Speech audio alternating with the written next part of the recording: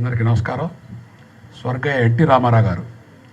స్వర్గీయ అంటే నా వరకు నేను ఒప్పుకోను. ఎందుకంటే వాళ్ళ ఇద్దరు బిడ్డలు ఇప్పుడు వచ్చారు, మోహన్ కృష్ణ గారు, రామకృష్ణ గారు. వాళ్ళిద్దరిని చూస్తే ఎన్టీ రామారావు గారు మన ఎదురుగానే ఉన్నట్టున్నారు. వాళ్ళ మొహాలు చూసినా, వాళ్ళ బిహేవియర్ చూసినా, వాళ్ళ మంచితనం చూసినా, వాళ్ళ మాటలు చూసినా.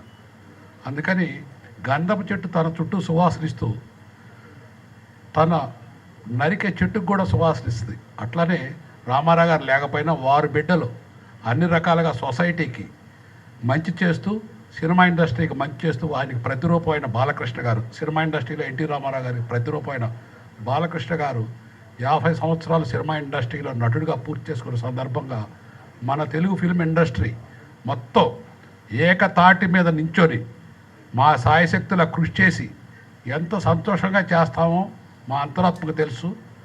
ఎంత బాగా చేయాలో అంత చేస్తామో. తెలుగు సినిమా ఇండస్ట్రీ పవర్ ఏందో ఇండియా మొత్తం చూస్తాం బాలకృష్ణ గారి ఫంక్షన్ మేము చేసి. Thank you sir.